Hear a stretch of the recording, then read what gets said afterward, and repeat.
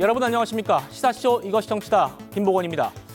이재명 민주당 대표가 흉기 피습 8일 만인 오늘 퇴원했습니다. 이 대표를 습격한 김모 씨는 이 대표가 대통령이 되는 걸 막으려고 범행을 저질렀다고 밝혔습니다. 경찰의 최종 수사 결과 발표와 정치권 파장 자세히 짚어보겠습니다. 한동훈 국민의힘 비대위원장은 이 대표 퇴원 날 부산을 찾았습니다. 정치권 이슈도 정리해드리죠. 저는 1분 뒤에 돌아오겠습니다.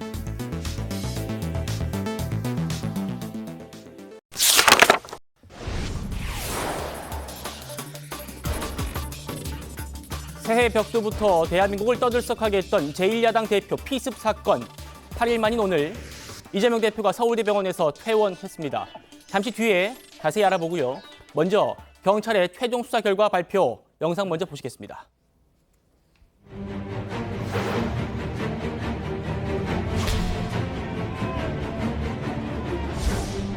먼저 심려를 끼쳐드려서 죄송합니다. 그리고 감사드립니다. 우리 국민 여러분께서 살려주신 목숨이라 앞으로 남은 생도 오로지 국민들을 위해서만 살겠습니다.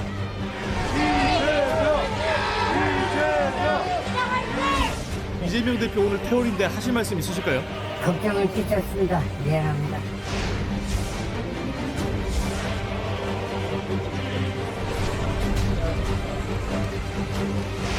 피해자가 대통령이 되는 것을 막고 다수의 의석수를 확보하지 못하도록 하겠다는 의도로 살해를 결심하였다는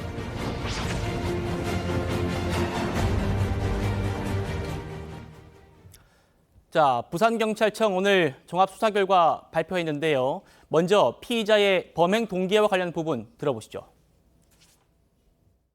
피의자는 더불어민주당 당대표인 피해자에 대한 재판이 연기되는 등 피해자를 제대로 처벌하지 않는 것 같다는 생각에 불만을 품고 더 나아가 피해자가 대통령이 되는 것을 막고 곧 있을 총선에서 피해자가 특정 세력에게 공천을 주어 다수의 의석수를 확보하지 못하도록 하겠다는 의도로 살해를 결심하였다는 취지로 진술하고 남기는 말이라는 제목으로 범행의 정당성을 알리기 위해 작성한 팔면 분량 메모장에도 유사한 취지의 내용이 반복적으로 기재되어 있음을 확인하였습니다.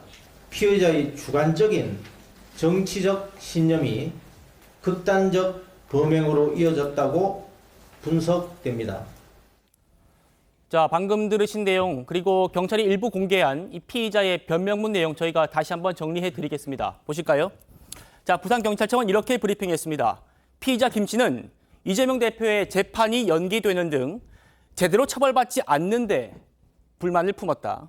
그리고 이재명 대표가 대통령이 되는 걸 막고 총선에서 특정 세력을 공천해서 다수 의석을 확보하지 못하도록 하기 위해서 범행했다고 진술했다.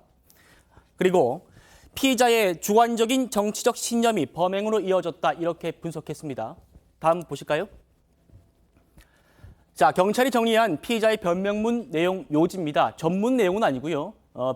요지를 경찰이 밝힌 건데 보시면요.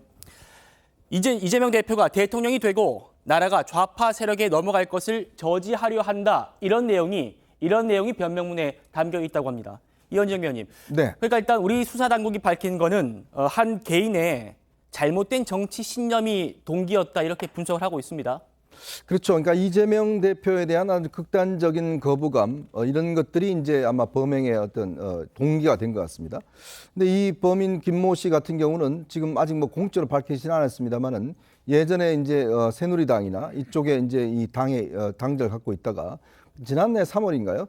그때부터 이제 민주당 당원이 됐다는 거 아니겠습니까? 예. 그래서 이제 꾸준히 이재명 대표의 어떤 행사를 쫓아다녔다라는 것인데 결국 이제 이재명 대표와 어떤 이런 둘러싼 이런 의혹들 그런 것들이 실제로 이제 총선에서 어떤 의석을 차지할 경우 또 다음 대선에서 이재명 대표가 될 경우 뭐 이것에 대한 어떤 강력한 거부감이 이런 과도한 어떤 확신에 있으면서 이게 극단적 행동으로 표출이 된 것 같습니다. 예. 특히 그동안 주변에 여러 가지 이야기를 들어보면 김 씨가 어떤 주변 사람들과 크게 교류도 없었다는 거거든요. 그러니까 굉장히 어떤 이 신념 자체가 외부에 표출되기보다는 내부적으로 어떤 이런 것들이 쌓여 있으면서 전형적인 이제 외로운 늑대형 범죄가 아닌가 그렇게도 추정해 볼 수 있을 것 같습니다. 예. 정 변호사님은 경찰이 밝힌 이 범행 동기 중에서 좀 주목할 부분이 있으시던가요? 일단 저는 어떻게 분석했냐면요. 네. 저 사람이 생각하기에는 사법부가 좌경 세력에 장악됐다라고 보는 것 같아요. 네. 그렇기 때문에 드러난 현상이 무엇이냐? 이재명 대표에 대한 재판이 그 이상하게 계속 연기가 되고 있다. 이거는 뭐 사실인 것 같고요. 예. 그런데 이렇게 재판이 연기가 되는 것이 결국은 이번 40 총선에도 영향을 미치게 될 거고, 그다음에 이제 저 57년생 김모 씨 같은 경우에는 그 이런 총선에 저렇게 됐기 때문에 결국은 그 민주당이 승리하게 될 것이 아니냐. 그렇게 되면 입법부까지도 좌경 세력이 장악하게 되고, 그러면 이 다음번 대선에서도 마찬가지로 이제 좌경 세력에 의해서 그 대통령이 탄생이 될 텐데, 네. 그 모든 핵심에 이재명 현 민주당 대표가 있다. 그렇기 때문에 이재명 민주당 대표에 대해서 공격을 한 것이다. 전 이렇게 이제 그 파악이 됐는데, 네. 그런데 저런 그 습격으로 인해 가지고 이재명 대표가 피습으로 된 것으로 인해 가지고 어떻게 됐습니까? 본인이 제일 싫어한다라고 했던 이재명 대표에 대한 재판이 오히려 더 지연되는 그런 결과가 초래된 것이 아닌가. 저는 한 사람의 잘못된 그런 확신으로 인해 가지고 네. 일이 더 꼬이고 있는 것이다. 저는 그런 생각이 듭니다. 예. 자, 이 재판 문제가 나왔으니까 저희가 좀 설명해 드리려고 하는데요. 이 피의자 김 씨는요, 말씀 들으신 대로 이재명 대표의 재판이 연기되는 것에 불만을 품었다고 했습니다. 보실까요? 이재명 대표의 재판은 크게 세 가지 갈래로 진행되고 있습니다. 먼저 이 선거법 위반 재판인데 이게 지금 저희가 뒤에도 다룰 거예요. 이 선거법 재판이 원래는 현행법에는 기소 이후에 6개월 내에 1심 선고가 끝나게 되어 있습니다. 그런데 아직도 재판이 안 됐죠. 그리고 뒤에 다루겠습니다만은 담당 판사가 지금 사표를 내서 재판 지연이 불가피한 그런 상황입니다. 두 번째는 이 위증교사 재판인데요. 이게 지금 이재명 대표 피습되면서 22일로 연기돼 있고, 그리고 가장 이제 뚱뚱한 그런 재판인데 대장동 성남FC 재판이 이것도 지금 연기가 돼 있는 상태입니다. 그러니까 일단 결과적으로 볼 땐 그런 거죠. 피의자가 의도한 현재 그 피의자가 의도한 것도 아니고 또 이재명 대표 측이 그랬던 그 의도한 것도 아닌데. 피의자가 만약에 저런 이재명 대표가 의도적으로 저렇게 재판을 지연시킨다. 그 사법부도 이렇게 좌파들에 장악되어서 저렇게 이재명 대표의 재판지를 돕고 있다. 만약 얘기했다면 전 결과적으로는 피의자가 참 잘못한 게 되는 거죠.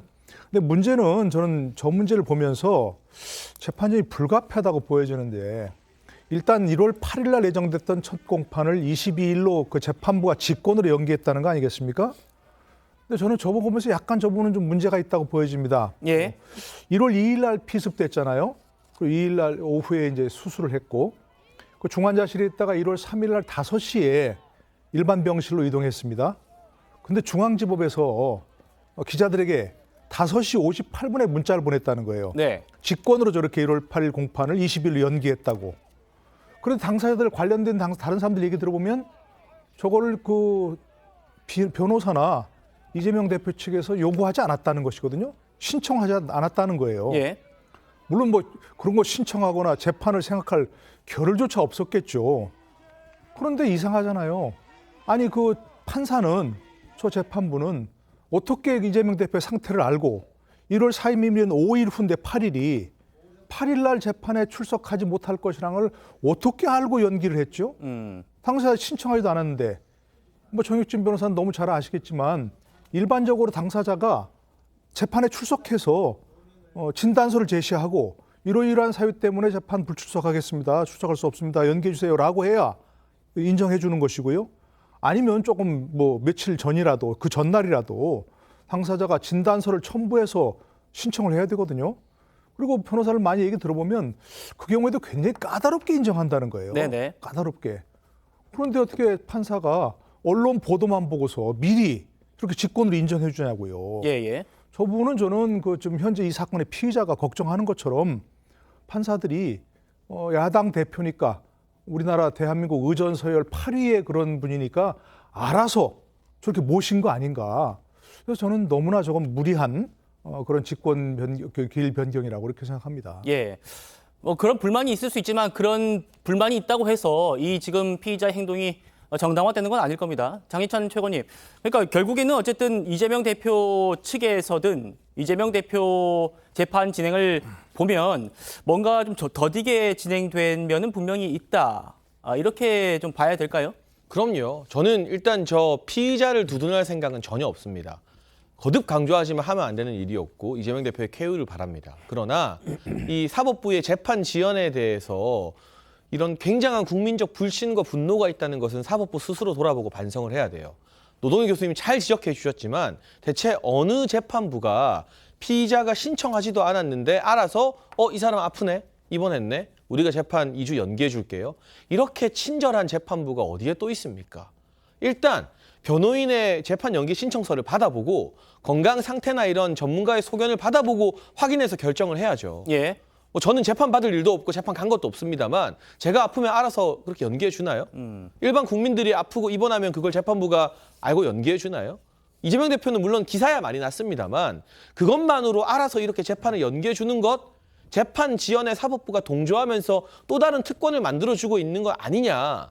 강하게 질타받고 저는 조희대 대법원장이 이 사법부 재판부 판결에 대해서는 이번 연기 결정에 대해서는 진상조사해야 된다고 생각을 하고 있고요. 알겠습니다. 그리고 두 번째로 의도적으로 이제까지 재판 지연해왔잖아요. 이화영 전 부지사의 재판 지연, 이재명 대표와 연관이 없습니까? 연관이 없는데 박찬대 최고위원이 왜 전화합니까? 본인 재판 당무 핑계로 몇 번 안 가고 연기한 적 있잖아요. 그러니까 여기에 대해서 이 사건과 별개로 재판 지연에 대해서는 이재명 대표가 비판을 100번, 1000번 받아도 할 말이 없는 거죠. 예. 말씀하신 대로 이재명 대표 재판과 이번 사건 범행과는 별개의 문제다. 그 점을 한 번 더 짚어드리고 지금 또 동아일보 보도 하나 소개해 드리려고 합니다. 피의자가 이렇게 말했죠. 특정 세력이 민주당 공천을 받는 걸 막기 위해서 이재명 대표를 제거할 수밖에 없었다. 그러면서 이 특정 세력을 붉은 물이라고 표현했다고 하는데 김영주 의원님, 네. 이 붉은 물이 이거는 어떻게 좀 받아들이십니까? 그렇다면 이재명 대표와 연관돼서 상상될 수 있는 붉은 무리는 경기 동부연합, 또 한총련, 뭐 그렇게 느낍니다. 뭐 두 단체를 했는데 아직 공개를 안 하니까 제가 어떤 단체인지는 모르겠습니다만은 그 두 단체는 실질적으로 소위 통진당, 해산된 통진당 계열의 단체고요.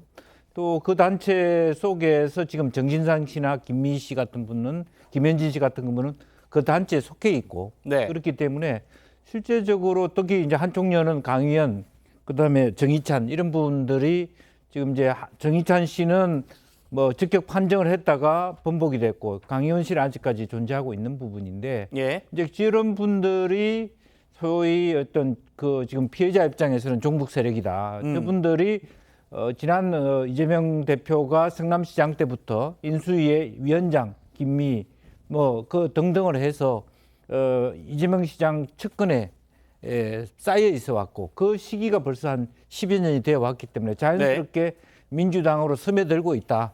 그렇게 됐을 때는 기본적으로 민주당이 소위 전대협 세대에서 뛰어넘어서 더 강한 종북 좌파의 세력으로 확장되는 것. 그리고 과거 해산된 통진당 세력과 진보당 세력이 민주당 세력 안으로 들어온다는 것을 생각하고 있었다라고 하고 만에 하나 이재명 대표가 어쨌든 이런저런 사법 리스크를 피해서 대통령이 된다면 남한의 종북 세력이 대한민국을 접수한 그렇게 생각했을 수도 있다. 예. 피해자의 머릿속에는 예. 이제 그렇게 느껴지고요. 이제 그런 부분을 막아야 되겠다는 생각을 해온 거 아닌가 생각하고 마치 자기가 어찌 보면 안중근 의사인 것처럼 그렇게 미리 이제 1년 전부터 거의 한 10개월로 보니까 사건의 어떤 뭐 어찌 보면 암살이 될지 모르겠습니다만은 살인에 대한 준비를 해왔다. 그렇게 볼 수도 있을 것 같습니다. 예. 자, 경찰이 밝힌 피의자의 범행 준비 과정도요, 매우 치밀했습니다. 좀 더 들어보시죠. 피의자는 작년 4월경 인터넷을 통해 를 구입하여 범행에 용이하도록 개조하였고 피해자에게 쉽게 접근하기 위해 직접 프레카드, 머리띠를 제작하는 등 범행 준비를 하였습니다. 이후 작년 6월부터 5차례에 걸쳐 피해자의 공식 일정을 따라다니며 때로는 사전 답사까지 하면서 범행의 기회를 엿보던 중에 현장에서 지지자인 척 접근한 후 소지한 흉기로 범행하였으며. 자, 들으신 내용을 그래픽으로 좀 정리를 해봤습니다. 보실까요? 자, 부산경찰청 얘기입니다. 지난해 4월 인터넷으로 흉기를 구입해서 개조를 했다. 이거는 저희가 이미 전해드린 바 있죠. 그리고 이 플래카드와 머리띠 등을 직접 제작해서 접근에 용이하게 했다. 그러니까 이 피의자 김 씨가 이 대표에게 접근했을 때 이 왕관, 이재명 대표의 팬클럽이 만든 왕관이 좀 특이했는데 그거를 팬클럽에서 받은 게 아니라 이 피의자가 직접 제작을 한 거랍니다. 자, 그리고요, 이 대표를 5번이나 따라다녔다. 그러면서 이 범행을 할 곳을 사전 답사했다. 이렇게 브리핑했습니다. 다음 그래픽 보실까요? 부산경찰청의 브리핑 내용인데요. 이 범행 당일 피의자가 얼마나 치밀했냐면 천안 아산역에서 부산역으로 가기 전에 자기의 지갑과 휴대전화를 두고 갔다는 거예요. 이게 혹시나 이제 뭐 추적되지 않을까 해서 이거를 두고 갔다는 겁니다. 그만큼 치밀했다는 건데 구체적으로는 휴대전화를 유심과 메모리 카드를 제거해서 그 천안 아산역에 있는 하수구, 배수관에 숨기고 자기가 핸드폰 가져간 거는 사무용으로 쓰던 거다. 그런 겁니다. 이현정 위원님, 네. 굉장히 치밀한 범행이었습니다. 그렇죠. 그러니까 이 김 씨가 일단 범행 준비하는 과정을 보면 일단 지난해 4월 달인가요? 일단 민주당에 입당을 합니다. 입당을 해서 민주당 당원인 것처럼 하고 그다음에 이제 보통 이제 이재명 대표의 적극적인 지지자 보면 내가 이재명이다라고 하는 쓰는 이제 왕관 같은 경우 굉장히 튀는 그거잖아요. 네네. 그러니까 그런 것들을 씀으로 인해서 아마 그 주변 사람들한테 저 사람은 열성적인 지지자다. 그러니까 이재명 대표 근처 가도 괜찮을 것이다. 왜냐하면 이재명 대표가요 그동안 이 유튜버들이나 열성 지지자들이 가까이 오는 것에 대해서 막질 않았습니다. 네. 이제 그렇다 보니까 그 주변의 어떤 안심을 시킨 것 같아요. 혹시 이상한 사람이 아닌가라고 그런 판단을 없애도록 몇 차례에 걸쳐서 이제 지방 일정에 동행하면서 저분은 이재명 대표의 열성적 지지자다. 아마 이게 왜냐하면 이제 그 이재명 대표를 따라다니는 분들이 대부분 비슷비슷한 분들 아마 같이 따라다니는 분들이 많을 거거든요. 네. 그러니까 서로 얼굴을 알 겁니다. 자, 그런 것들을 이용해서 좀 안심을 시킨 다음에 결정적인 어떤 범행 날짜를 잡았다 이렇게 볼 수가 있는 것이고요. 예. 그리고 또 본인이 이제 여러 가지 휴대전화 유심이나 이런 것들을 다 제거를 한 걸 보면 아주 이 어떤 주도 면밀하게 준비를 한 것 같습니다. 특히 이제 흉기라든지 이런 것들을 구입을 해서 흉기의 어떤 이 손잡이 부분을 없애고 거기를 테이프로 감는다든지 뭐 등등 이런 걸 보면 이게 이제 어떤 전형적으로 어떤 자기 중심적인 자기 어떤 확신에 찬 사람이 범행을 차근차근 어떤 준비해 나가는 이제 그러한 과정들 또 어떤 이 영상에 보면요 이 바로 김 씨가 이 찌르는 장면을 연습하는 듯한 네네. 모습도 나옵니다. 이제 그런 걸로 보면 오랜 기간 동안 이 범행을 위해서 주변에 안심시키고 본인의 어떤 이 범행하는 결정적 날짜를 잡은 게 아닌가 이렇게 보여집니다. 네. 자, 민주당 얘기가 이 피의자 김 씨에게 공범이 있는 거 아니냐. 이것도 주목됐던 부분인데 오늘 수사 결과에서도 언급됐습니다. 들어보시죠. 피의자는 혼자 계획하고 범행하였다고 진술하였으나 압수물에 대한 디지털 포렌식과 통화 내역, 수집한 증거물을 분석한 결과 피의자로부터 범행을 사전에 들어 알고 있었고 범행 이후 메모를 가족과 언론 매체 등에 전달할 것을 약속하고 실제 일부 행동에 옮겼던 조력자 70대 남성 1명을 방조범으로 검거한 바 있습니다. 다만 범행을 함께 공모한 공동정범이나 교사한 배후 세력은 현재까지는 없는 것으로 확인됩니다. 정혁진 변호사님, 그러니까 지금 경찰이 디지털 포렌식도 했고 또 거래 계좌도 들여다봤고 행적도 수사를 했지만 공범이나 배후 세력은 찾지 못했다 이렇게 최종 수사 결과를 발표한 겁니다. 일단 본인 자체가 단독 범행이다. 내가 확신에 차서 내가 오랫동안 준비를 한 그런 것이기 때문에 다른 사람들의 조력이 필요 없었다. 이렇게 그 주장을 갖다 한 거고요. 네. 그 다음에 이제 어떤 70대 남성이 메모를 전달했다라고 그러지 않았습니까? 예. 그게 이제 혹시 방조범이 아닌가 그렇게 그 경찰에선 처음에 생각했을 수도 있는데 그런 정도 가지고 그 방조가 될 수 있을까? 저도 그 부분이 이제 의심이 됐는데 예. 결국은 그 70대 그 남성에 대해서 방조범으로 뭐 확신적으로 거기에 대해서 이제 인정할 것인지 여부에 대해서는 아마 좀 부정적으로 가는 것이 아닌가 그런 생각이 듭니다. 예. 자, 지금 정 변호사님 말씀하신 이 변명문을 보내달라고 했던 그 공범, 조력자에 대한 얘기인데요. 총 8장짜리인데 이거를 7개를 출력해서 봉투에 밀봉을 했었대요. 근데 이게 내가 만약 범행을 성공하면 2개는 가족에게 보내고 5개는 다른 곳으로 보내달라. 그리고 범행을 실패하면 2개는 가족에게 보내고 5개는 폐기해달라. 이렇게 얘기를 했었다는 경찰 수사 결과가 전해지고 있습니다. 자, 지금 오늘 피의자가 유치장에서 나와서 검찰로 송치가 됐는데요. 이동하는 길에 기자들의 질문에 직접 대답도 했다고 합니다. 들어보시겠습니다. 본명문은 언제 쓰셨어요? 범행 전에 쓴 겁니다. 본명 혼자 계획하신 겁니까? 예. 조력자가 있었다고 하던데 혼자 계획을 하신 겁니까? 이걸 누구하고 계획을 같이 하겠습니까? 제가 우편물만 전달해달라고 부탁했던 겁니다. 이재명 대표 오늘 태월인데 하실 말씀 있으실까요? 걱정을 끼쳤습니다. 미안합니다. 변명문은 왜 쓰신 건가요? 보시고 참고하세요. 직접 보시고 참고하세요. 김영재 의원님. 그러니까 지금 피의자한테 이재명 대표에게 하실 말씀 있냐 그러니까 걱정 끼쳤습니다. 미안합니다라고 얘기했는데 이게 뭐 이어지는 얘기로 받아들일 수 있습니까? 글쎄요, 뭐 신경의 변화가 좀 있지 않나 저는 그렇게 느낍니다. 네. 그러니까 일부 언론에 밝혀진 바와 같이 영장 실질 심사만 하더라도 매우 당당하게 자기 의견을 표현했다고 얘기하거든요. 나는 죽이고 싶었다.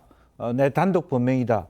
왜 죽이고 싶은지 이미 내가 8장으로 다 정리했다라는 입장인데 예. 최근에 그리고 또 초창기에는 그런 입장에서 처음에는 그렇게 입도 잘 열지 않고 그렇게 버티다가 최근에 들어서는 방금 나오면서는 걱정을 끼쳐서 미안하게 생각한다는 것은 신경의 변화가 있는 거 아닌가. 자기가 한 일에 비해서 자기의 나중에 받을 수 있는 형이 너무 과하다라는 생각을 조금 하고 있는 거 아닌가 생각이 들어요. 그러면서 약간 실제적으로 뭐 미안하다 뭐 이런 얘기를 함으로써 이런 발언은 어떻게 보면 뭐 인간으로 자연스럽게 재판에 갔을 때 형량을 조금이라도 줄이기 위한 그런 태도일 수도 있겠다 그런 생각이 좀 듭니다. 네, 그렇지만 지금 영장 심사 받을 때도 뭐 좀 주눅들지 않는 모습을 보였다고 그렇습니다. 하고요. 네. 그래서 혹시 이게 지금 뭐 심경 변화가 있는 게 맞나라는 생각이 들긴 하는데요. 그러니까 그게 이제 작전일 수도 있는 것이고 예. 그 자기 소신의 변화라기보다는 뭐 어쨌든 그 대외적으로는 지금부터는 어떻게 보면 이제 이 일은 이미 뭐 미수에 그친 것인데 살인 미수라고 하더라도 굉장히 그 형량이 높다. 예. 뭐 경찰이 어떤 식의 접근을 할지는 모르겠습니다만은 이제 뭐 국선 변호사나 이렇게 붙기 시작하면 자기를 이제 말하자면 보호해야 되는 상태에 오고 있기 때문에 자기의 소신과 별개로 저런 발언을 할 수 있지 않겠나 그렇게 생각이 듭니다. 네. 자, 그러니까 민주당은 지금 피의자의 당적과 변명문 전문을 공개하라 이렇게 압박하고 있는데 오늘 경찰은 8쪽짜리 메모의 일부만 공개하고 전문은 공개할 수 없다는 입장입니다. 노동현 교수님, 일단 경찰의 결정은 어떻게 좀 판단하십니까? 글쎄요, 당적에 대해서는 뭐 정당법상 금지돼 있다는 거죠. 네. 예, 그러니까 뭐 공개하진 못한다 뭐 이런 것이고, 그다음에 이제 변명문 전문도 문제고 이런 것들인데 아까 이제 그 경찰에서 요약해서 그 내용을 다 얘기를 했지 않습니까? 네. 근데 그게 이제 A4 용지 8장이면 그 외에 또 여러 가지 얘기가 더 있을 텐데 근데 저는 왜 이걸 경찰에서 자신들의 어떤 판단에 따라 발췌해서 얘기하는지 잘 모르겠네요. 거기 무슨 뭐 국가기밀이라든지 개인정보에서 반드시 보호돼야 할 부분이 있다면 뭐 그런 것만 빼고 저는 전문을 공개하는 것이 오히려 국민들이 알 권리를 충족시키고 또 불필요한 여러 가지 논란이 지금 있지 않습니까? 뭐 추측성 얘기라든지 이런 것도 있으니까 그런 걸 좀 방지하는데 오히려 그 전문 공개가 더 타당할 것 같은데 예를 들어서 개인정보보호법이라든지 아까 얘기한 정당법상 뭐 공개할 수 없는 거라든지 예. 그런 게 있는지 잘 모르겠지만 예. 그런 건 빼고는 저는 다 공개해서 국민들이 판단하도록 하는 게 저 오히려 낫다고 생각합니다. 이런 부분에 있어서는. 네. 그리고 예를 들어서 좀 경찰들은 알아도 되고 수사기관은 알아도 되고 국민들은 몰라도 되는 그런 부분이 있는지 잘 모르겠어요.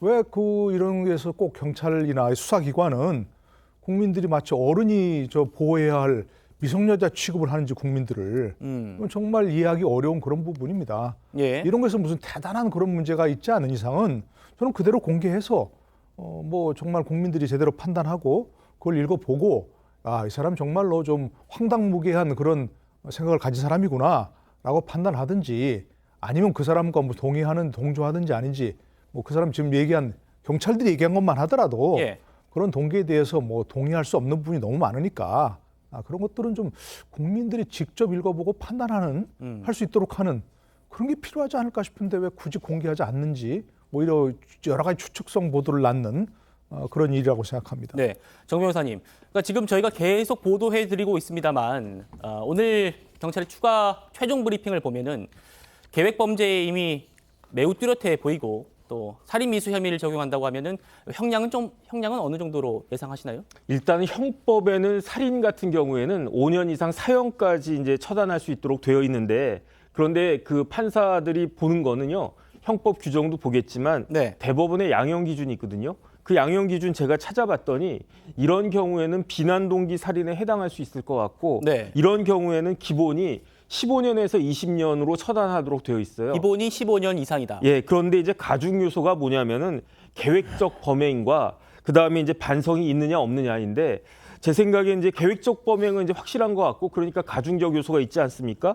그런데 만약에 이 57년생 김모 씨가 진지하게 반성을 한다. 그러면 이게 가중하고 감경하고 이게 섞여져 가지고 기본으로 갈 거라고 생각을 했는데 그런데 오늘 드러난 여러 가지 정황을 보면은 이 사람이 아주 확신범이고 그다음에 오랜 기간 치밀하게 준비하면서도 혐의는 다 인정을 하는데 반성은 전혀 없이 침착하게 자기 하고 싶은 말 판사님 앞에서 따박따박 다 했다는 이야기예요. 예. 그러니까 이거는 가중 요소라고 볼 수밖에 없는데 예. 그럴 경우에는 18년 이상 무기징역까지 처단할 수 있도록 되어 있는데 그런데 살인의 기수가 있었던 것은 아니니까 살인 미수가 되는데요.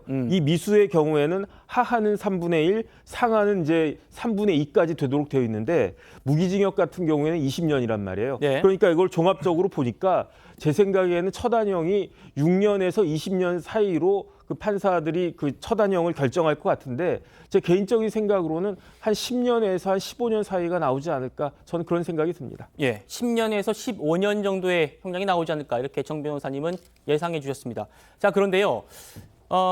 전해드렸습니다만 경찰은 이 피의자의 신상을 공개하지 않기로 했죠. 그런데 우리나라가 아니라 미국의 뉴욕타임스가요. 이 이재명 대표 피습 사건을 보도하면서 피의자의 실명을 공개를 했습니다. 이현정 의원님. 네. 예, 지금 우리나라는 공개를 안 했는데 외신에서 이름이 공개가 된 겁니다. 그렇죠. 그러니까 외신의 어떤 기준과 우리 국내 기준이 지금 다르다는 거죠. 그러니까 저도 좀 이 국내에서 지금 일단 이 이름을 공개 못하는 게 좀 이해가 잘 안 되는데 일단 경찰 이야기는 그렇습니다. 이게 이제 이 사람이 확신범이고 자기 주장을 어떤 알리는 것이 이 범행의 목적이기 때문에 그런 것에서 이제 만약에 신분이나 이걸 변명서를 공개할 경우에 거기에 어떤 면에서 동조할 수 있다. 이런 관점에서 이제 신분과 이 내용들을 공개하지 않는다고 하거든요. 네. 그런데 이런 중대한 사건 같은 경우는 지금 우리는 제가 볼 때는 현행범이기 때문에 네. 즉각 이름을 공개하는 게 필요하다 봅니다. 왜 그러냐 하면 이 범행의 전체적인 실체를 파악하기 위해서는 결국은 일반 국민들도 알고 제보도 있어야 될 거 아니겠습니까? 누군지를 알아야 그 사람이 평소에 뭘 했고 누가 뭘 했는지 그다음에 얼굴을 봐야지만이 저 사람 내가 봤다는 이야기를 할 수 있을 거 아니겠어요? 예. 근데 지금 우리나라 법 체계를 보면 굉장히 신원 공개를 어렵게 하고 있습니다. 그리고 수사심의위원회를 구성을 해서 거기서 논의해서 결정하도록 돼 있거든요. 근데 지금 미국 같은 경우는 사실 이런 중요한 사건은 바로바로 이름을 공개를 합니다. 그만큼 국민의 알 권리가 중요하다는 의미거든요. 저는 그래서 정말 이제 이번 사태를 겪기 때문에 국회의원분들께서 여야 마찬가지로 이런 신원 공개에 대한 저는 좀 기준을 좀 더 완화할 필요가 있다. 즉 현행범이고 국가의 어떤 중요한 어떤 이 범인인 경우에는 즉각 신원을 공개해서 뭐 심의 거칠 필요도 없이 공개를 해서 국민들이 알 수 있도록 하고 그 사안에 대해서 국민들도 뭐 제보나 여러 가지 어떤 이걸 할 수 있도록 그렇게 만들어야 되지 않겠습니까? 이렇게 며칠 동안 지금 범행이 나왔는데도 얼굴도 지금 공개 안 되고 있다는 것은 저는 모순이라고 봅니다. 알겠습니다. 자, 지금부터는 이재명 대표 퇴원 메시지 살펴보겠습니다.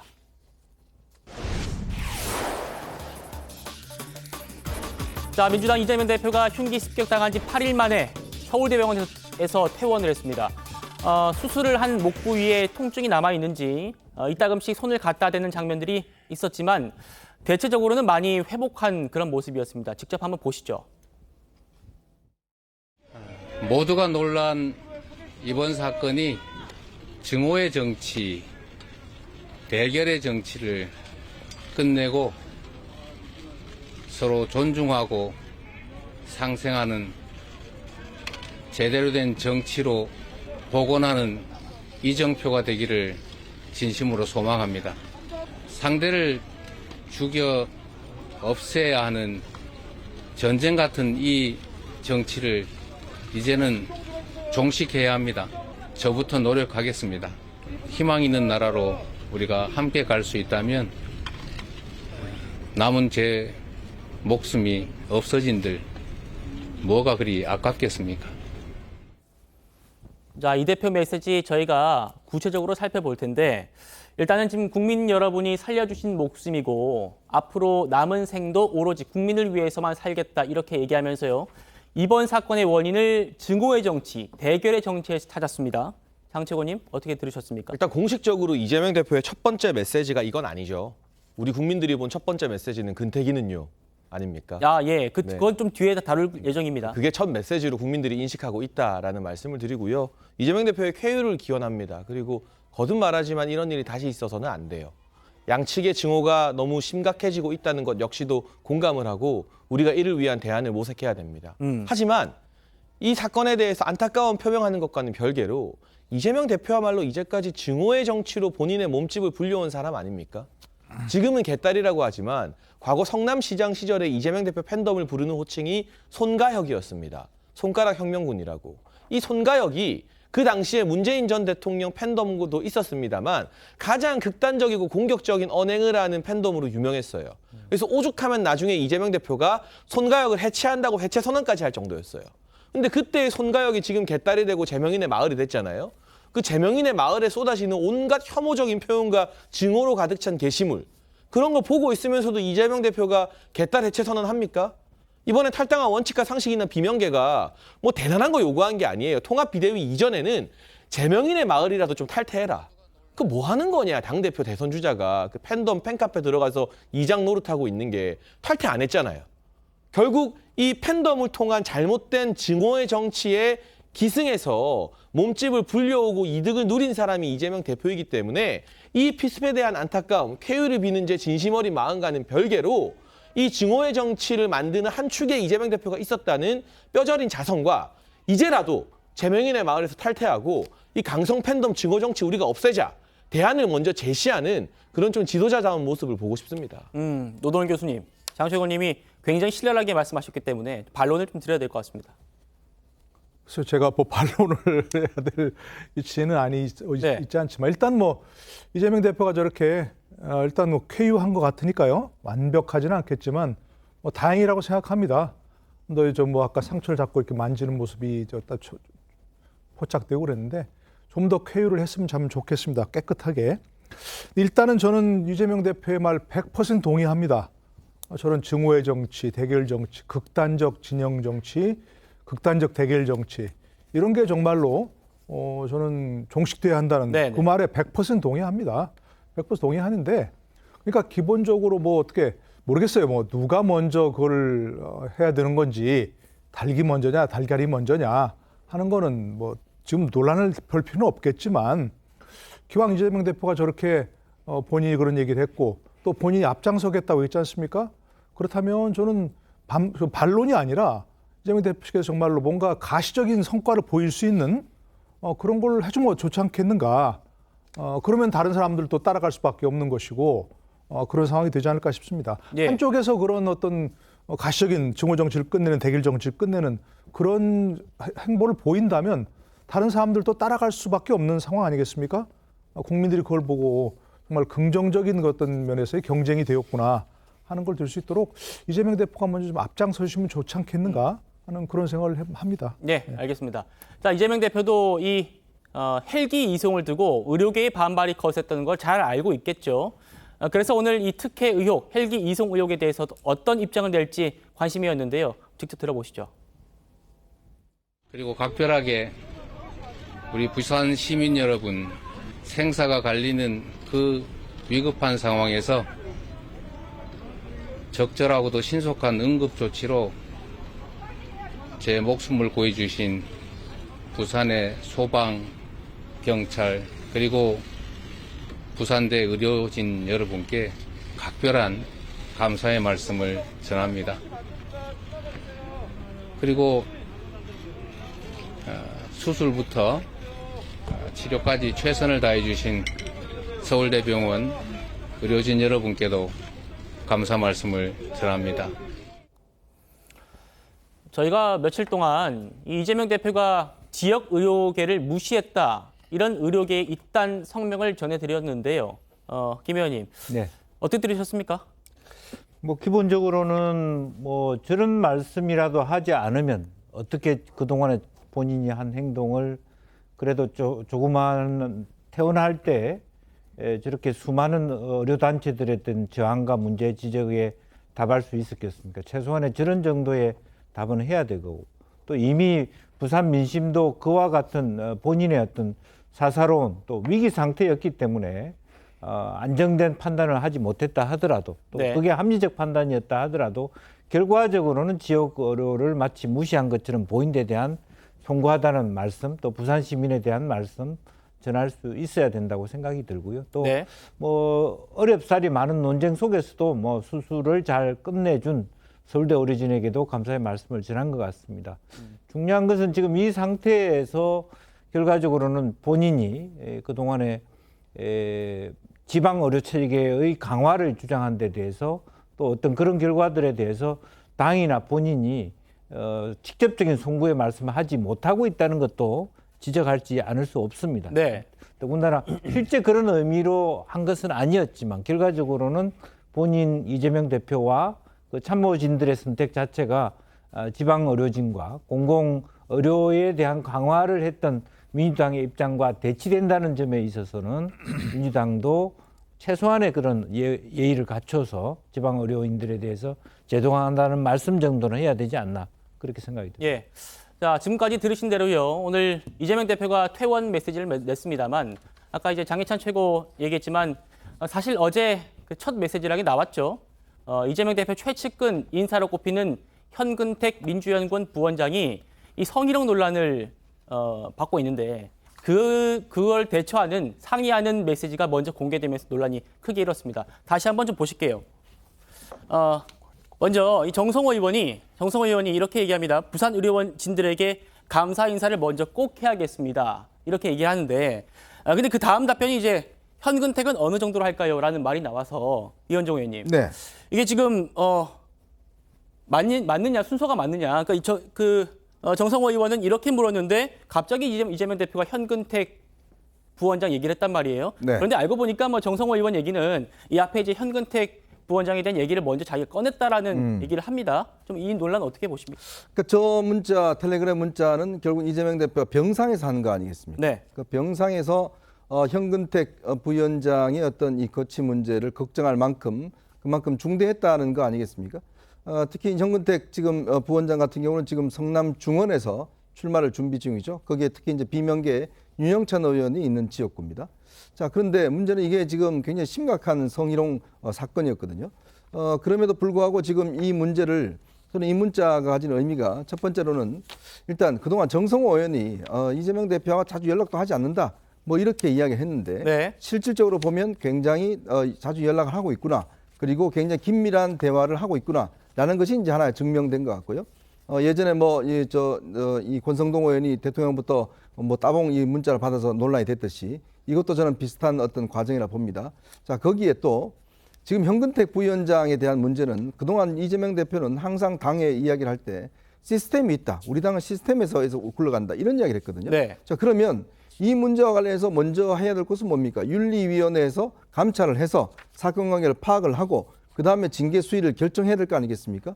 근데 다짜고짜 어느 정도 징계할까 미리 이야기를 합니다. 자, 그랬더니 이제 지금 정성호 의원은 당직 정지나 아니면 컷오프 이야기를 합니다. 네. 그랬더니 이재명 대표가 그건 너무 심한 거 아닌가요?라고 또 이야기를 하죠. 자, 그랬더니 이제 그냥 경고 정도로 하면 뭐 이 납득되겠습니까라는 일단 문자를 해요. 자, 그러면 이미 두 사람 선에서 즉 이재명 대표와 친명계 자장이라고 하는 이 정성호 의원 측에서 이미 징계 수위가 다 결정이 돼버렸다라는 거 아니겠습니까? 네. 그러니까 이 결정이 됐다는 것은 결국 이 문제는 공천하고 바로 연결이 됩니다. 왜냐? 현근택 부위원장이 만약에 징계 수위가 컷오프였다면 그 굉장히 심한 징계였다면 출마할 수 없게 되겠죠. 근데 그건 너무 심하다. 출마시켜야 된다라는 걸로 이제 비춰질 수가 있는 거거든요. 예. 예전에 양문석 이 전 방통위 상임위원 같은 경우는 전해철 의원을 향해서 수박 개로 간다고 그랬다가 그것도 당직 정지 그때 6개월인가요? 뭐 3개월 받았지 않습니까? 근데 그거는 공천하고 아무 상관이 없거든요. 자, 그런 면에서 보면 이재명 대표가 어떤 공천 문제나 징계 문제를 미리 정성호 의원과 가이드라인을 설정해 놓은 거 아닌가? 지금 이미 감찰 지시했다고 그러지만 이미 결과는 이미 나온 게 아닌가? 그런 의심을 살 수밖에 없습니다. 네. 자, 이 두 사람이 주고받았던 문자 한번 더 보면요. 이현정 의원님 말씀하신 것처럼 먼저 정성호 의원이 당직 자격 정지는 돼야 하지 않을까요? 이러면서 공관위의 컷오프 대상에 올려야 하는 거 아닙니까? 이렇게 하니까 이재명 대표가 뭐라고 합니까?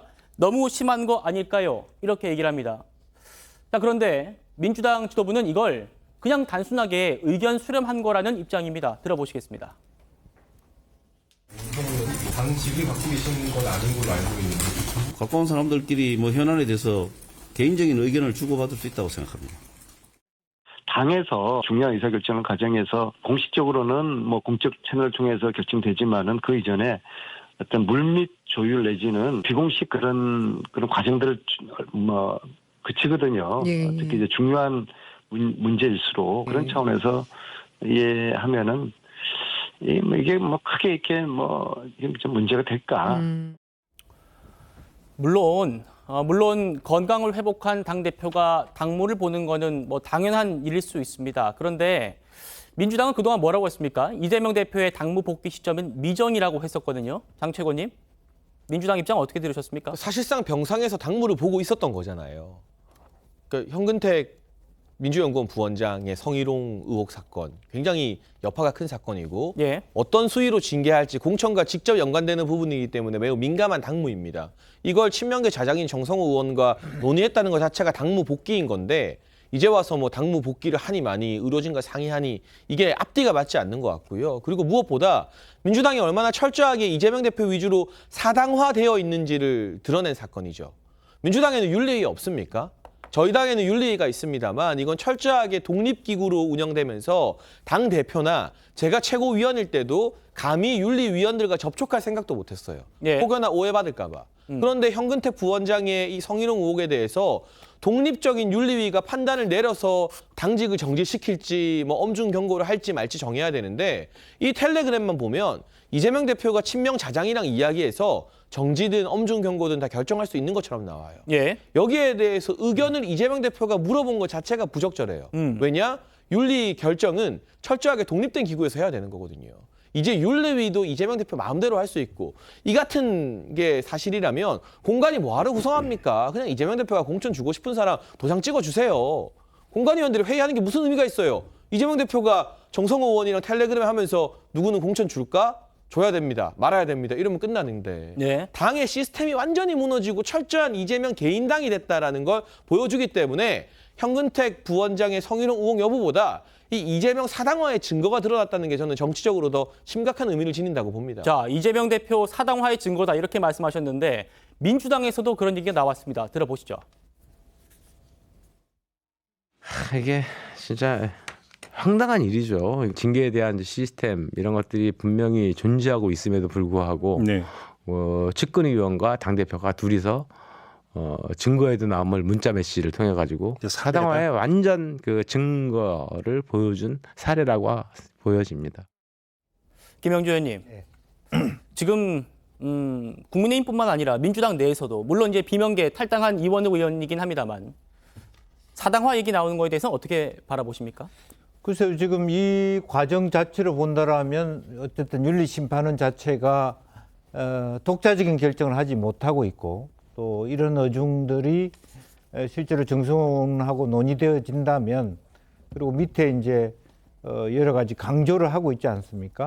실제로 너무 심하다라고 하는 부분에까지 문자를 통해서 자기 심중을 확고하다는 심중까지를 짚어서 문제했을 때 과연 민주당 기능들이 과연 민주주의적 어떤 독립적인 기구를 통해서 시스템으로 작동되고 있는가? 네. 이제 그렇지 못하기 때문에 사당화의 우려를 표명했던 것인데 네. 원칙과 상식 의원들조차도 이제 탈당을 했기 때문에 예. 그런 데 대한 문제 제기를 할 사람도 이제 없어졌다. 이것이 더 아픈 부분일 겁니다. 이제는 예. 더욱더 공고하고 일사천리하고 솔직히 정청래 최고 같은 경우는 아예 대놓고 이제는 이재명 대표를 싫어하면 공천 안 준다까지 얘기를 할 지경이 됐어요. 네. 공천 부분에도 스스럼 없이 그렇게 돼 있기 때문에 이제는 더욱더 이제 더 가열차게 또 일체화되고 전체주의화되고 그럴 가능성이 높아지고 있는 거 아닌가 그렇게 보이십니다. 알겠습니다. 자, 국민의힘도요. 친명 공천의 신호탄이다 이렇게 비판했습니다. 들어보시죠. 이렇게 되면 피습 이후 이재명 대표의 첫 메시지가 현근택은요인 것입니다. 성비위를 저질러도 내 편만은 품고 어떻게든 국회의원으로 만들려는 안이한 인식에 혀를 내두를 수밖에 없습니다. 자, 이 이재명 대표가 현근택 부원장의 성희롱성 이 발언에 대해서 논란이 일자 윤리감찰을 지시했는데 하루 만에 이제 윤리감찰단이 징계에 조사에 착수를 했습니다. 그리고 민주당 전국여성위원회가요 또 이렇게 입장을 냈습니다. 당의 지도부에 철저한 조사와 또 그에 따른 강력한 징계 조치를 요구한다 이렇게 얘기를 했는데 이원종 위원님, 네. 민주당 내에서도 일단 자정의 목소리가 나오고 있습니다. 그러니까 윤리감찰단이 굉장히 곤혹스러울 겁니다. 왜냐하면 이 대화 내용대로 징계를 하게 될 경우는 봐라 그 결과 아닌가 이렇게 또 이야기를 할 것이고요. 그리고 저 결과보다 덜하면 또 문제가 있을 것이고 지금 이렇게 노출된 상황이다 보니까 결국은 저 징계보다 더 할 수밖에 없는 지금 상황으로 몰려가고 있지 않는가 싶어요. 왜냐하면 이제 이번 사태가 보면 일단 당의 시스템이 일단 무너진 거거든요. 뭐냐면 윤리감찰에서 사건 조사를 해서 진상조사를 하고 난 다음에 이제 징계를 결정해야 될 텐데 네네. 이미 징계 수위를 이제 결정해놨기 때문에 아마 윤리감찰위에서는 저 정도의 징계를 어떻게 할 것인지 또 더군다나 민주당 여성위원회가 아주 이례적으로 철저한 조사를 요청을 했습니다. 이제 그런 걸 보면 기존에 나왔던 것보다는 훨씬 더 강한 징계를 해야지만이 좀 납득이 되지 않겠는가라는 그런 것 때문에 아마 현 부위원장 같은 경우는 굉장히 불리한 상황으로 갈 수밖에 없지 않느냐 이런 생각도 듭니다. 알겠습니다. 저희는 다음 주제로 넘어가 보도록 하겠습니다.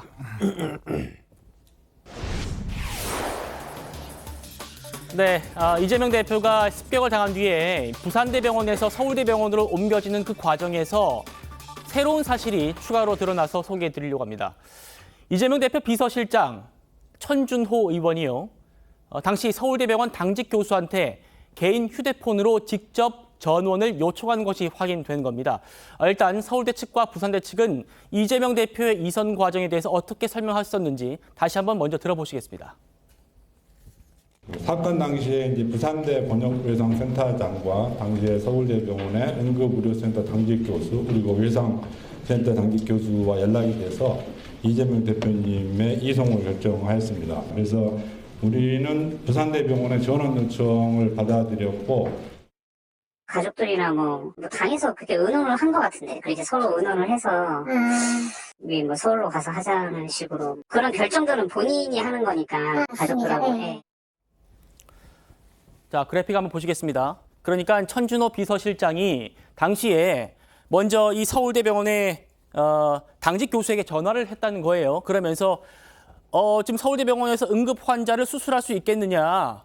이재명 대표와 보호자가 서울대병원으로 옮겨서 수술받기를 원한다. 이렇게 먼저 얘기를 하니까 그러니까 이 서울대병원의 의사가 이걸 지금 주치의한테 부산에 있는 그 주치의한테 환자의 상태를 들어보고 결정해야 한다. 이렇게 얘기를 했습니다. 그러니까 지금까지 나왔던 내용은 부산대 응급의학센터의 최종 책임자가 이 천준호 의원에게 전화를 받았다. 여기까지 나왔었는데 그러니까 지금 추가로 드러난 거는 천 비서실장이 천 의원이 먼저 서울대병원에 연락을 해서 이재명 대표의 수술 가능하겠냐 이렇게 먼저 물어봤다는 겁니다. 정 변호사님 어떻게 보십니까? 저게 말이 안 돼요. 제가 봤을 때는 이거는 절차상 문제가 있을 뿐만 아니라 응급의료법을 위반하는 겁니다. 왜냐하면 우리나라 응급의료법이 어떻게 되어 있냐면 의료인은 자기네 그 의료기관의 능력으로는 응급 환자에 대해서 적절한 응급의료를 할 수 없다라고 판단한 경우에 다른 그 의료기관으로 이송하여야 된다 이렇게 되어 있거든요. 다시 말해서 이때 의료인은 주치의를 말하는데 네. 지금 그 당시에 이재명 대표의 주치의는 누구였는가? 서울대병원 교수가 아니에요. 부산대병원 교수잖아요. 그렇죠. 그런데 왜 서울대병원 교수가 주치의도 아니면서 이래라 저래라 그 이야기를 갖다가 합니까? 네. 서울대병원 교수 정도 되면 환자가 부산대병원에 있든 전남대병원에 있든 그 환자 서울대병원으로 보내. 그러면 다 보내야 됩니까? 이게 말이 되지가 않는 거고요. 그다음에 심지어 헬기까지 동원했다라고 서울대병원 의사가 지금 이야기하고 있지 않습니까? 헬기를 갖다가 움직일 때에는요. 뭐가 있냐면 범부처 응급의료 헬기 공동운영 규정이라는 게 있거든요. 이 규정을 한마디로 이야기하면은 환자의 생명 유지나 환자의 생명이 악화되는 것을 방지하기 위해서 신속한 이송이 필요한 경우에나 헬기가 필요한 건데 네. 그 당시 이재명 대표가 신속한 이송이 필요했습니까? 지금 이재명 대표가 어디 있습니까? 가덕도에 있습니까? 어디 있습니까? 부산대 병원에 있잖아요. 부산대 병원 시설은 서울대 병원보다도 더 좋다고요. 그런데 부산대 병원에 있는 사람한테 신속한 이송이 그 서울대 병원으로의 신속한 이송이 필요한가? 그다음에 또 중요한 건 뭐냐면요. 다른 수단이 없는 경우인데 헬기 말고 다른 수단이 없습니까? 앰뷸런스로 가면 뭐 큰일 납니까? 그렇지 않다라고 하는 것이 지금 다 드러나고 있잖아요. 네, 그 서울대 의사의 얘기를 좀 더 들어볼게요. 그러니까 이 헬기 이송에 대해서 이재명 대표의 상태를 고려해서 내가 먼저 제안했다 이런 취지로 해명하면서요. 민주당은 저랑 이 헬기 얘기를 씹어넣지도 한 적이 없다 이렇게 얘기를 했습니다. 다음 보실까요? 자, 그러니까 그러면서도 일단 헬기는 서울대병원에서 요청한 건 아니다. 내가 먼저 제안한 건 맞는데 헬기는 서울대병원에서 요청한 건 아니다. 이렇게 얘기를 하고 있고요. 절차상으로 보면 변호사님 말씀하셨지만 전원을 보내는 병원, 부산대병원이 요청해야 하는 거기 때문에 부산대병원이 한 거다. 이런 논리입니다. 이현정 의원님 어떻게 보십니까? 지금 천준호 의원은요. 국회 행정안전위원회 위원회 소속입니다. 국회 행안위는 소방청을 관할하는 상임위원회죠. 자, 그렇다 보면 이번 이 헬기는 부산 소방 헬기는 소방청 소속입니다.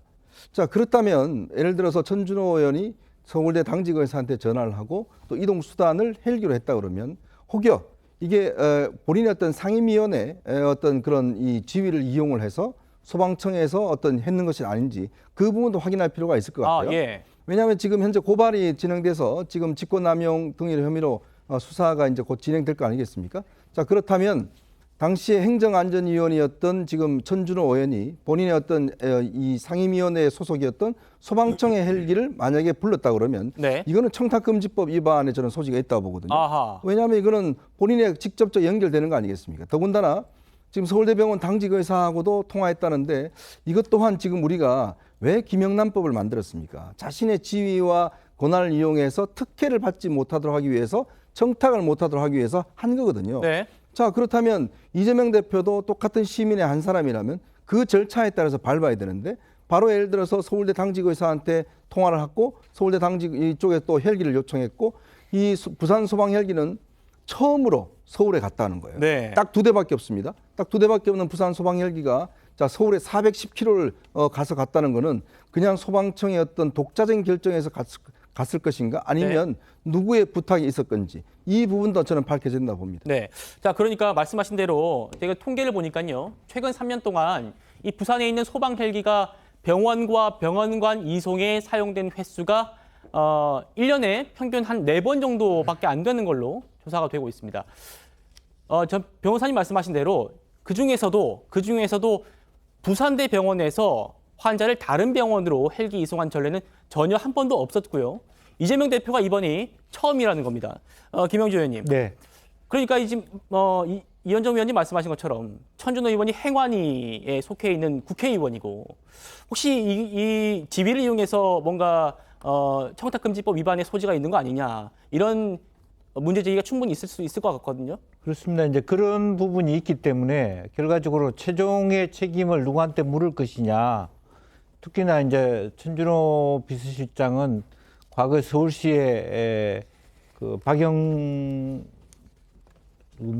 박은순 시장의 비서를 했기 때문에 서울대병원하고도 친할 수 있는 이렇게 연성을 갖고 있습니다. 그러니까 서울대병원과 관련해서 연결돼 있고 또 행안위에 있다 보니까 소방청 회기를 할 수 있는데 이제 핵심적으로 들어가 보면 결과적으로 이것이 월권이냐 아니냐의 문제에 있어서 결과적으로는 소방청이 판단해서 될 문제일 수도 있습니다. 그러니까 결과적으로 이 고발 사태가 결과적으로 천준호 의원의 업무방해죄가 있을 수 있지만 최종 판단을 소방청에서 과연 그런 매뉴얼대로 의사결정을 했느냐의 문제와 같이 걸려있기 때문에 실제적으로 어떻게 보면 소방청만 중간에 끼어가지고 어려움에 처해 있는 거 아닌가 그런 느낌도 갖게 되거든요. 그래서 기본적으로 과연 그렇게 요청하는 것이 요청할 수 있으나 결과적으로는 그 요청을 요청한다고 다 받아줘야 되느냐 이런 문제가 아마 논쟁의 대상이 될 것이라 그렇게 보여집니다.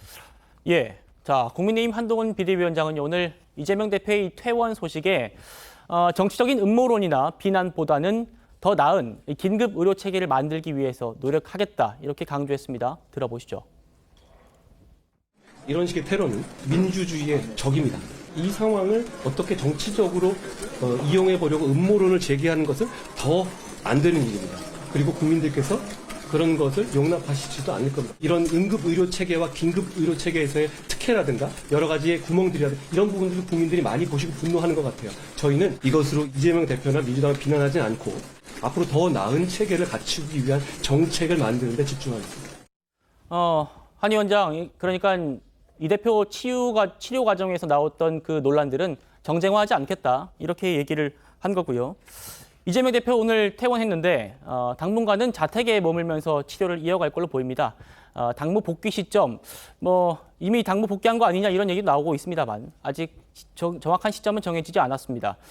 권칠승 대변인 브리핑 먼저 들어보시겠습니다. 지금 좀 제한적이긴 하지만 중요한 당무에 대해서는 의사결정을 하실 수 있을 거라고 봅니다. 대표님 당무 복귀 시점은 자가치료 경과 그리고 또 의료진들의 의견 이런 것들 종합해서 판단하게 될 것입니다. 노동현 교수님, 그러니까 이재명 대표가 당무 복귀를 언제 할지 이게 지금 총선 일정과도 굉장히 관계가 있기 때문에 공식적으로 언제 복귀할지 좀 전망을 어떻게 하실까요? 글쎄요, 정말로 그건 전망이 어려운데요. 그냥 개인적인 생각을 얘기해 보면 기본적으로 아까 우리 문자 논란에서도 봤지만 어쨌든 비공식적으로 관련된 사람들하고 중요한 당무는 다 논의할 수 있는 상황 아니겠습니까? 그렇다고 지금 의식이 없는 상태도 아니고 중환자실에 있어서 그런 커뮤니케이션이 제한되는 것도 아니고. 그러니까 저는 공식적으로 당사에 나타나서 당무를 본다는 게 별로 의미가 없는 상황이라고 생각합니다. 이미 당무는 다 아까 본 것처럼 중요한 의견 또 수렴도 하고 있고 권칠승 대변인이 얘기한 것처럼 중요한 의사결정도 다 하고 있고 그러니까 다 하고 있고요. 공식적으로 당사에 출근해서 당 보는 건 저는 개인적인 생각은 이재명 대표가 최대한 늦추려고 하지 않겠는가 그런 생각을 합니다. 지금 우리가 예를 들어서 이재명 대표의 위증교사 사건은 1월 8일 날 재판하고 그러면 그날 끝날 수도 있고 아니면 한 번만 더 하고 끝나서 2월 중에 선고할 수도 있다. 이런 예상이 나왔는데 이미 이건 많이 미뤄졌죠. 아마 다음번 재판도 몸이 회복되지 않아서 한 번 더 연기합시다. 이렇게 할 수 있을 거예요. 하려는 생각이 있을 거고. 개인적인 생각입니다. 개인적인 생각이고. 그렇기 때문에 당사에 나와서 당무를 주재하면 그 재판 가서 변호인이 나가서 아직 몸이 회복되지 않아서 재판 연기해야겠습니다. 못할 거 아닙니까? 그러니까 제가 이재명 대표라면 저는 집에서 다른 분들하고 텔레그램 통해서 이렇게 커뮤니케이션 하고 당무를 중요한 결정은 다 하면서 최대한 늦게 나가는 게 제가 이재명 대표라면 유리하다고 판단하지 않을까 그렇게 생각합니다. 자, 민주당 정청래 최고위원이 오늘 이 논란이 됐던 이 테러 종합 상황실 이 문자가 허위 사실의 근원지가 된 만큼 민주당은 법적 조치를 검토하겠다 이렇게 밝히면서요. 이재명 대표 피습 당시에 그 지혈을 했던 수건 사진을 공개했습니다. 들어보시죠. 하도 억측이 많아 현장에서 제가 직접 찍은 사진을 공개하려 합니다. 보통 사건 현장은 폴리스 라인을 치고 현장을 보존하는 게 상식입니다. 그런데 사건 발생 즉시 경찰은 물청소로 사건 현장의 흔적을 지웠다고 했습니다. 이 사진입니다. 보시다시피 데크에 피가 은근히 고여 있고 지혈을 한 붕대, 거즈, 수건의 핏자국입니다. 이 사진만 봐도 과다출혈, 중상이 짐작되지 않습니까? 대테러 종합상황실의 섣부른 문자는 결과적으로 허위 사실의 진원지가 된 만큼 민주당은 법적 조치를 강구할 것을 검토하겠습니다. 이현정 의원님, 그러니까 지금 대테러 종합상황실에서 그때 상부에 보고하던 그 문자에서 1cm 열상, 경상으로 추정된다 이렇게 얘기했던 걸 문제 삼으면서 지금 당시 상황이 이만큼 심각했다 이런 주장이에요. 글쎄요, 그때 당시에는 별로 문제 제기를 하지 않다가 늦게 이제 이 문제들을 좀 제기하는 것 같습니다. 근데 우리가 대테러 상황센터의 보고는 당시 현장에서 바로 일보입니다. 우리가 어떤 기사를 쓸 때 그냥 짤막한 제목으로 쓰잖아. 이재명 대표 피습 뭐 이런 걸 쓰지 않습니까? 그러면 그때 상황에서 바로 이 소방관이나 현장에 있던 사람이 바로 현장을 보고 측정할 수가 없지 않습니까? 대략 눈으로 보고서 한 1cm 정도 되는 열상이다라고 이제 일보를 보고를 한 거예요. 그리고 2보, 3보 계속 나옵니다. 상황에 따라서 이제 어느 정도 피를 흘렸고 등등 이런 것들이 나오기 때문에 저게 가짜뉴스다라고 이야기하기는 저는 굉장히 무리다라는 생각이 들어요. 왜냐하면 저게 무슨 의도가 있은 게 아니지 않습니까? 그리고 현장에 있던 소방대원이나 경찰이 이 상황들을 상부에 보고해야 되기 때문에 일단 본인이 눈으로 본 거 한 1cm 정도 된다. 근데 결과는 어떻게 됐습니까? 1.4cm잖아요. 근데 1cm와 1.4cm 그게 차이가 큰가요? 네. 그러니까 그런 면에서 저는 이거는 무리한 지적이라고 생각이 들고 좀 전에 아까 주제에서 이재명 대표 당무 복귀 관련 이야기 하셨는데 그 제가 듣기로는 이재명 대표가 이게 굉장히 정신적 충격이 많으신 것 같아요. 그러니까 이게 보통 이렇게 피습을 당하면 예전에 박근혜 전 대통령도 그랬지만 굉장히 그 트라우마가 있다고 그럽니다. 왜냐하면 이렇게 한번 피습을 당하면 옆에 사람이 스쳐가도 혹시나 이게 하지 않느냐라고 해서 굉장히 그 두려움에 많이 있었다. 그걸 극복하는데 꽤 오랜 시간이 걸렸다고 그러거든요. 박 전 대통령도 그때 어떤 이 트라우마로 굉장히 오랫동안 고생을 했는데 저는 아마 이재명 대표도 마찬가지일 거라고 봅니다. 이게 이렇게 이 상처를 입은 이상 굉장히 아마 좀 정신적인 좀 트라우마가 있을 거예요. 아마 그런 측면에서 좀 당무를 당분간 복귀하지 않겠다라고 이야기하는 게 아닌가 그런 또 생각도 듭니다. 알겠습니다. 저희는 다음 주제로 넘어가겠습니다.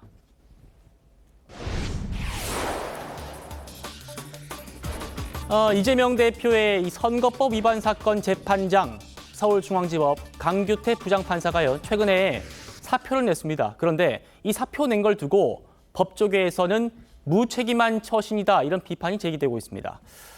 그러니까 6개월 내에 현행법은 1심을 끝내야 한다 이렇게 선거법 재판은 규정이 되어 있는데 16개월 동안 끌다가 선고도 안 하고 사표 냈다 이게 이유입니다. 그러니까 이제 강 판사가 대학 동기 단체 대화방에다가 너무 억울하다 이러면서 심정을 토로했는데요. 그 내용이 또 논란을 낳고 있습니다. 강 판사와 대학 동기로 또 대화방 메시지를 직접 확인했다는 최진영 변호사가 얘기했는데요. 들어보시죠. 강기태 부장이 썼던 글을 있는 그대로 제가 한번 읽어드리겠습니다. 상경한 지 30년이 넘었고 진앙 정권에 납부한 종부세가 얼만데 결론을 단정짓고 출생지라는 하나의 단서로 사건 진행을 억지로 느리게 한다고 비난을 하니 참 답답합니다. 내가 조선시대 사또도 아니고 증인이 50명 이상인 사건을 어떻게 하라는 것인지 참 하여간 이제는 자유를 얻었으니 자주 연락할 기회가 있지 않을까 싶습니다. 자, 지금 최진영 변호사가 읽은 그 문자 내용을요 하나하나씩 좀 뜯어볼게요. 먼저 이 얘기입니다. 강규태 부장판사가 이렇게 얘기했어요. 사건 진행을 억지로 느리게 한다고 비난하는데 그 이유가 출생지라는 단 하나의 단서 때문이다. 이렇게 얘기를 하면서요. 내가 조선시대 사또도 아니고 어떻게 하라는 거냐 이러면서 나는 이제 자유다 이렇게 얘기를 했습니다. 먼저 이제 이 얘기를 좀 해보려고 합니다. 사건 진행을 억지로 느리게 한다는 비난이 변호사님 출생지라는 하나의 단서 때문입니까? 글쎄요, 강규태 부장판사라고 한 사람 참 이상한 사람인 것 같아요. 왜냐하면 객관적으로 저 사람이 사건 진행을 굉장히 느리게 했거든요. 우리나라 공직선거법에 1심은 무조건 6개월 이내에 끝내도록, 반드시 끝내도록, 반드시란 말이 법전에 들어있는 경우가 없는데 공직선거법 270조에는 반드시란 말이 들어있거든요. 그런데 강규태 부장이 저 공판을 어떻게 진행했습니까? 공판 준비 기일만 하는데 6개월 썼어요. 그리고 난 다음에 지금까지 16개월 지나갔는데 공직선거법 위반죄 재판이 두 가지가 있지 않습니까? 김문기 처장을 알았느냐 몰랐느냐. 1년 넘게 그것만 하고 있었단 말이에요. 네. 그러다가 이제 백현동 국토부 협박이 있었는지 여부에 대해서 이제 와가지고 이제 조금씩 하다가 그러다가 이제 사표 낸다는 거 아니겠습니까? 6개월 이내에 하려면 어떻게 해야 됩니까? 일주일에 2번, 3번이라도 재판을 해야 되는데 강규태 부장은 재판을 어떻게 했냐면요. 한 달에 2번밖에 안 했어요. 격주로 1번씩밖에 안 했고요. 그다음에 심지어 이재명 대표가 단식한다고 그랬을 때 2달을 그냥 잘라 먹었어요. 그런데 그 공직선거법 270조에 2에 보면은 일정한 경우가 있으면 피고인이 굳이 재판에 안 나와도 재판을 진행할 수 있도록 규정이 되어 있거든요. 왜 그러냐? 6개월 이내에 하니까. 그리고 난 다음에 이제 그 법정 휴정기일이 연말 연초에 딱 있었다가 이제 와가지고 또 재판을 갖다가 하는데 이제는 한술 더 떠요. 어떻게 됐냐면은 1월, 2월, 3월에 재판을 딱 한 번씩만 하는 걸로 그렇게 잡아놨거든요. 예. 본인이 재판을 그렇게 해놓고서 무슨 뭐 지역이 어디고 출성지가 어디고 그런 이야기를 못하러 하는지 도대체 이해가 되지가 않습니다. 그러니까요. 강규태 판사의 고향이 전남 해남인데 내가 이제 호남 사람이다 보니까 이재명 대표를 위해서 재판을 지연하는 거 아니냐 이런 의혹에 대해서 억울하다 이런 얘기입니다. 그리고요 또 하나 더 있죠. 사또 얘기를 했습니다. 사또. 증인이 50명이나 되는데 내가 원님 재판을 할 수 없진 않느냐 이런 항변인데요. 그러니까 이게 50명이나 되는 증인들이 얘기를 다 들어봐야지 네 죄는 네가 알렸다 이렇게 재판을 진행할 수 없는 거 아니냐는 거예요. 노동현 교수님, 이 부분은 좀 납득이 되는 부분입니까? 납득이 안 되죠. 저분이 저렇게 좀 잘 설명했지만 그 선거법 1심을 6개월 내 끝내고 2심 3개월, 3심 3개월 이래갖고 모든 재판을 1년 내 끝내야 되는 그 규정에는 강행규정이라는 부제가 붙어 있어요. 이렇게 제목에 예. 강행규정이라고. 물론 강행규정 그걸 지키지 않았다고 해가지고 뭐 처벌한다든가 그런 건 없지만 어쨌든 그런 걸 지키지 않으면 법원 내부에서 어떤 제어가 있다든가 뭔가 징계하든가 해야 되는 그런 예인데 참 안 지켜도 문제가 없는 법을 강행규정이라고 그렇게 한 이유가 참 궁금하고요. 네.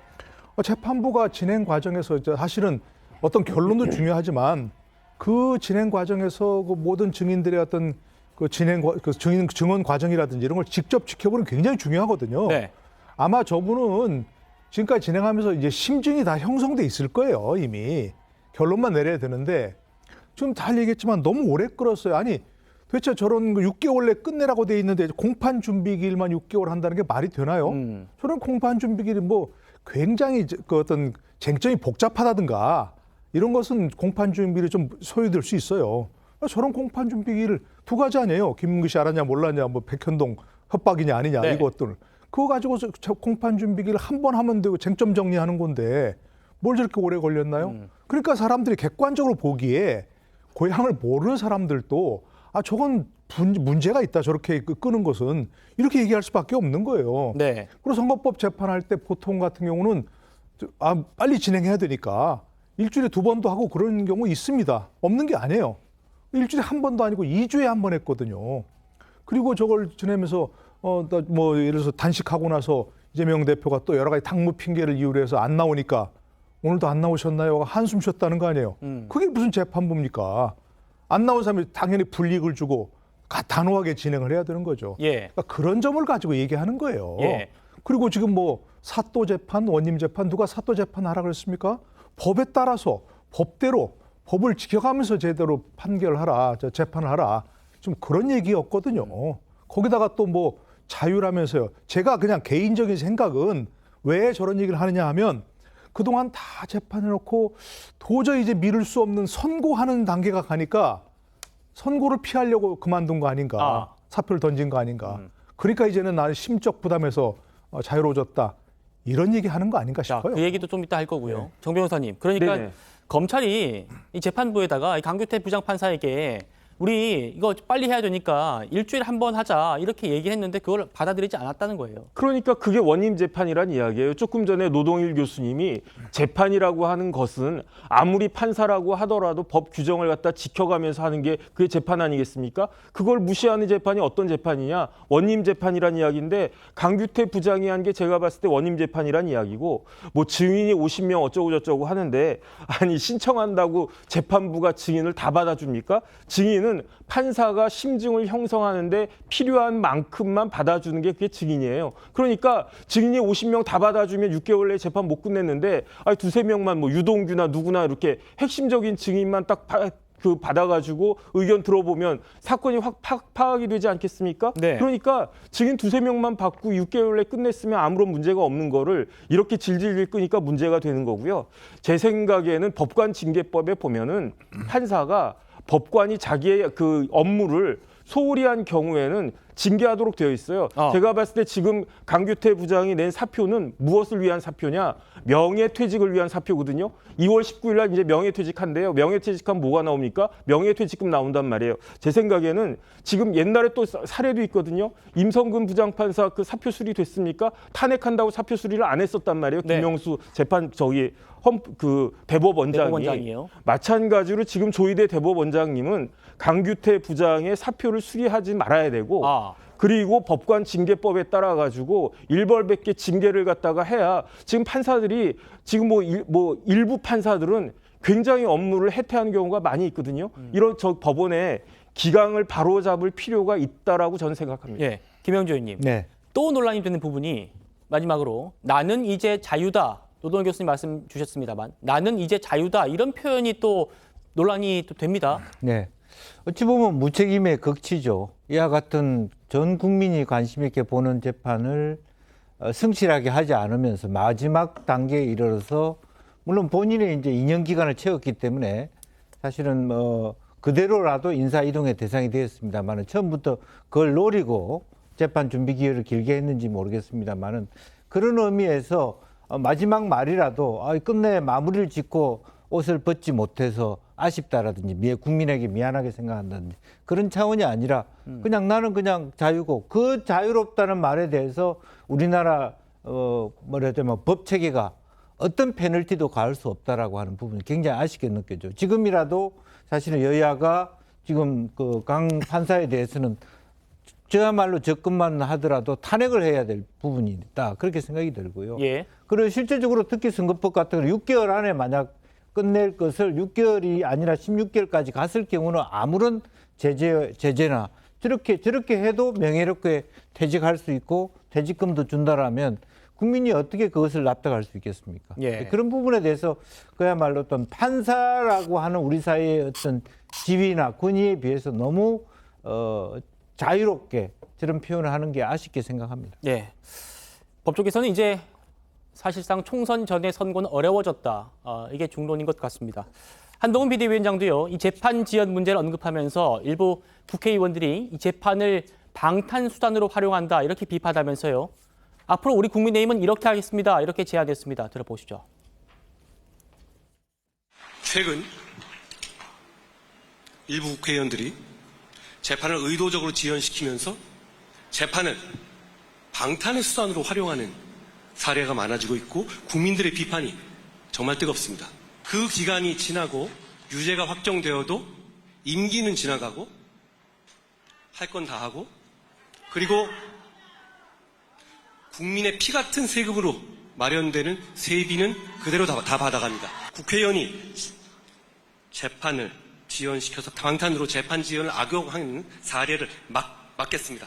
재판 중인 국회의원이 금고형 이상의 형이 확정되는 경우 늘어진 재판 기간 동안에 세비를 전액 반납하도록 할 겁니다. 저는 아무리 민주당이라도 이 제안을 거절하기 어려울 것이라고 생각합니다. 장예찬 최고위원님, 민주당이 받을까요? 어떻게 보십니까? 받아야죠. 이걸 안 받을 명분이 단 하나라도 있습니까? 저도 오늘 공식적으로 이 제안서 쓰겠다 동참 선언을 했는데요. 네, 한동훈 비대위원장이 첫 번째 국민의힘에서 공천받고 싶으면 신청서에 국회의원 불체포 특권 포기 서약서 쓰라고 했습니다. 두 번째가 바로 이겁니다. 만약 금고형 이상 선고받으면 재판 과정에 세비 모두 다 반납해라. 요즘 재판이 계속 지연되면서 웬만한 국회의원들의 사건은 3심 대법원 확정되는데 2, 3년은 우습게 넘겨버립니다. 사실상 국회의원 임기 전부를 재판하다 보내는 셈이에요.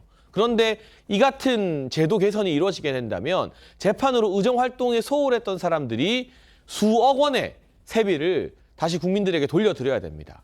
단순히 돈이 중요한 것이 아니라 그만큼 정치인들의 사법 리스크에 대해서 무겁게 책임을 지게 만들겠다는 것이거든요. 이 역시 국회의원의 특권을 내려놓는, 기득권을 내려놓는 시대 정신과 맞닿아 있습니다. 저는 여기에 대해서 이제 야당 출입 기자들이 민주당에 질문 많이 할 텐데 민주당에서 뜨뜻미지근하게 나오면 나올수록 궁지에 몰릴 거라고 생각을 하고 있고요.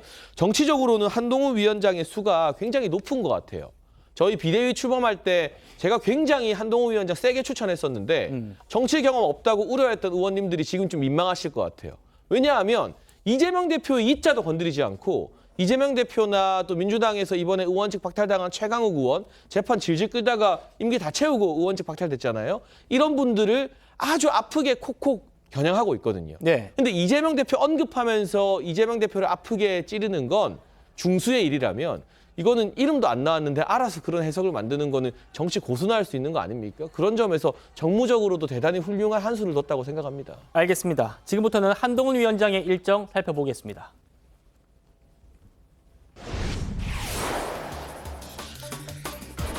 자, 한동훈 비대위원장이요. 1박 2일 동안 부산 일정에 돌입했습니다. 그동안 각 지역마다 특별한 인연을 강조해왔던 한동훈 위원장이요. 부산시장을 찾아서는 무슨 말을 했을지 들어보시겠습니다. 자,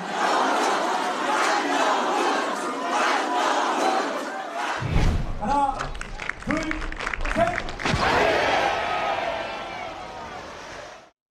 단도직입적으로 제가 말하죠. 저는 부산을 너무나 사랑합니다. 민주당 정권에서 할 일 제대로 했다는 이유로 4번 좌천을 당하고 압수수색도 2번 당했었는데요. 저는 그 시절이 참 좋았습니다. 저녁마다 송정 바닷길을 산책했고 사직에서 롯데 야구를 봤습니다. 부산을 더 살기 좋게 만들고 싶습니다. 시민 여러분들께 큰절을 올리도록 하겠습니다. 시작!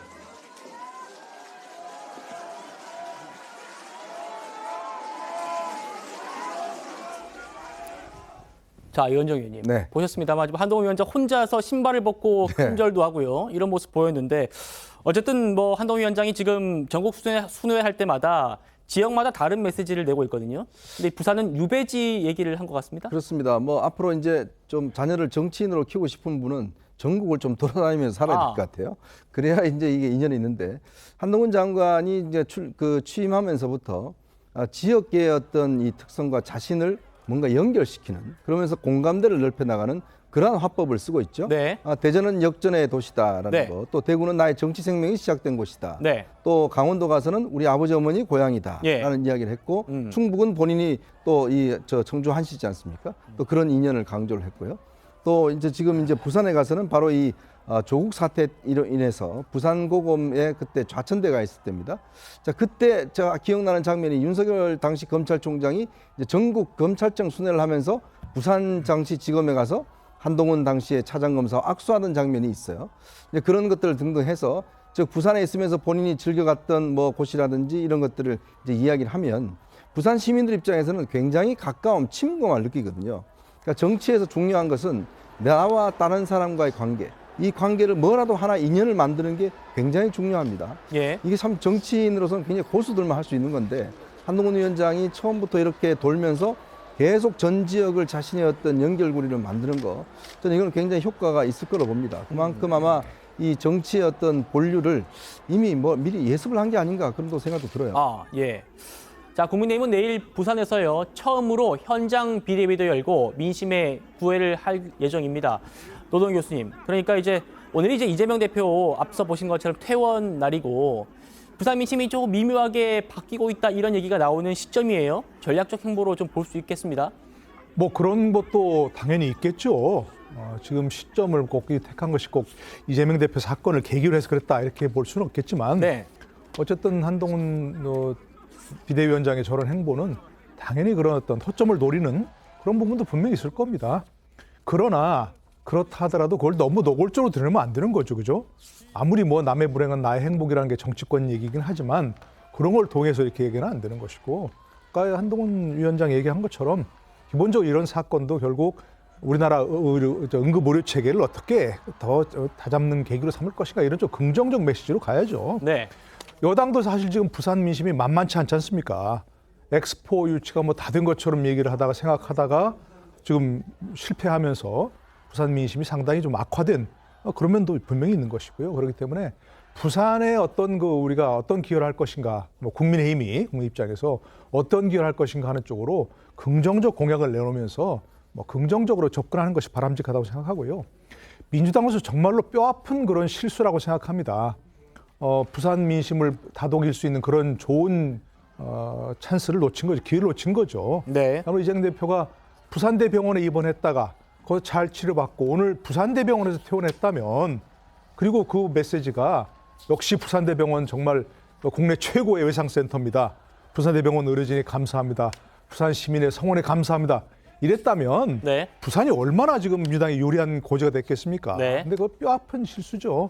그러니까 뭐 국민의힘에서 그걸 이용하지는 않다 하더라도 민주당에서도 후속 조치로 정말 어떤 것을 부산 민심을 다독일 조치를 할 것인가 이런 걸 정말 연구해야 할 필요가 있다고 생각합니다. 자, 그래서요. 지금 이재명 대표 피습 사건 이후에 실시됐던 여론조사 한번 보려고 합니다. 부산과 울산, 경남에서요. 윤석열 대통령과 국민의힘 지지율이 어떻게 됐는지 한번 보실게요. 모두 한 달 전 41%였는데 지금 43%로 2%포인트 올랐고요. 반면 민주당은 34%였는데 지금 28%로 6%포인트 정도 하락했습니다. 김영주 의원님. 네. 어떻게 뭐 예견했던 결과입니까? 어떻습니까? 글쎄요, 지금 이제 어떤 그 사건 있고 3, 4일이 반영돼 있기 때문에 실제로 헬기 이송 문제가 감안됐고 또 하나는 어쨌든 기본적으로는 그 부산 쪽에 불경 쪽에 국민의힘 지지자들이 조금 위축돼 있는 것도 사실이었거든요. 네. 사실은 2030 엑스포가 안 되고 난 다음에 어쩌면 상당히 어려웠습니다. 왜냐하면 장제원, 조경태, 하태경, 뭐 박민식 이런 그 소위 부산의 주요한 정치인들이 다 말하자면 한 발을 빼는 뭐 결과적으로는 그런 부분이 있고 새롭게 부산의 어떤 국민의힘 진영들이 갖추지 있지 않았기 때문에 민심이 흉하고 누가 내려올지 모른다 이런 심리까지 있었기 때문에 이제 그런 것들이 상당히 그 국민의힘으로서는 어떻게 방어해야 되느냐 어렵고 왜냐하면 이번에 부산 지역의 민주당의 그 후보들도 과거보다 훨씬 더 경력이 좋아졌어요. 지난 지방선거 때 거의 구청장들을 많이 했기 때문에 네네. 지역의 구청장 출신들이 후보가 되는 거거든요. 그렇기 때문에 과거보다 훨씬 그립감이 센 것도 사실입니다. 이제 그런 차원에서 이번에 말하자면 그 이 대표의 헬기 이송 사건은 상당히 다시 한번 흩어져 있던 뭐 보수 우파 또 국민의힘 지지자들이 응집할 수 있고 또 그 틈을 노린 한동훈 비대위원장의 1박 2일 투어가 이 정점을 찍고 있지 않느냐 그렇게 보여집니다. 자 그렇다고요. 국민의힘 사정이 마냥 좋지만은 않습니다. 어르신 폄훼 발언 논란으로 민경호 전 비대위원이 사퇴했었죠. 그리고 이번에는 박은식 비대위원이 백범 김구 선생을 폄훼했다 이런 논란과요. 그리고 한동훈 비대위의 1호 인재로 영입됐던 이 박상수 변호사가 여성 혐오 논란에 휩싸였습니다. 민주당이 곧바로 한동훈 위원장을 공격했는데 한 위원장은 이렇게 반박했습니다. 들어보시죠. 윤석열 정부의 인사검증을 해왔던 인사참사 장본인이 여당으로 오니 여당도 인사참사가 시작된 것 같습니다. 한동훈 비대위원장 또한 박은식 비대위원과 박상수 변호사의 현재 상황에 대해서 대국민 사과부터 하실 것을 다시 한번 촉구합니다. 김구 선생에 대한 SNS상의 표현에 대해서는 저도 공감하지 못하겠습니다. 민주당에서는 위원장께서 사과해야 된다 이렇게 얘기하는데 거기는 피해 호소 이런 말 한 분들 아니에요? 만약에 그 박상수 변호사님이 본인이 그렇게 생각하신다. 본인이 그런 철학이다. 거기 말하는 어떤 혐오적인 발언이다. 그럼 우리 당과 같이 갈 수 없습니다. 그렇지만 저는 그렇지 않은 것으로 알고 있습니다. 자, 어떤 논란인지 좀 살펴보겠습니다. 일단 박은식 비대위원 얘기인데요. 2021년에 자기 SNS에 이렇게 썼습니다. 이승만 전 대통령이 싫다고 하면 대안이 누가 있냐 이러면서 대안을 김구 선생? 김구 선생은 폭탄 던지던 분 아니냐 이렇게 얘기를 했습니다. 논란이 되니까 이건 김구 선생을 비하하려는 게 아니다. 이 전 대통령이 저평가돼 있어서 그걸 이제 반박하는 취지였고 독립운동은 나 정말 높게 평가한다 이렇게 얘기를 했습니다. 그리고 다음 논란이죠. 네, 박상수 변호사인데요. 과거 자신이 운영하던 커뮤니티에 이렇게 썼습니다. 회원 이렇게 썼는데요. 이쁜 여자는 페미니즘을 하지 않는다 이렇게 얘기했는데 여기에 대해서 이제 논란이 되니까 방치했다는 논란이 일고 있으니까 이 박상수 변호사가 어떻게 해명했냐면 회원이 올린 게시물을 임의로 삭제할 수 없다 이렇게 얘기를 했습니다. 자, 이현정 위원님. 네. 지금 이제 국민의힘에서도 이런 논란들이 나오고 있습니다. 우선 박상수 변호사는 이제 본인이 어떤 사이트를 운영을 했어요. 근데 거기에 이제 어떤 이 글들이 이제 올라와 있는 건데, 그러니까 당신이 책임져라라는 이야기인데 저는 좀 과도한 거 아닌가 싶습니다. 네. 물론 뭐 그 커뮤니티 관리에 대한 책임이 있겠지만 또 이제 박상수 변호사 이야기대로 그걸 본인이 어떤 이 필터링을 전체가 하지 않는 이런 것이지 본인이 그 발언을 한 건 아니거든요. 그러니까 좀 차원이 다르다는 생각이 들고 박은식 비대위원 이야기는 이제 본인이 설명한 대로 그러니까 이승만 대통령과 김구 선생의 어떤 이 비교 이것 자체가 이제 워낙 이승만 대통령 저평가돼 있다 보니까 이제 김구 선생에 대해서 저런 이야기 한 건데 물론 뭐 조금 부적절한 측면이 있기는 합니다만 그렇다고 해서 저것 자체가 저는 어떤 역사관이나 이런 데서 큰 어떤 문제점으로 저는 보지는 않습니다. 알겠습니다. 저희는 민주당 얘기 더 해보도록 하겠습니다.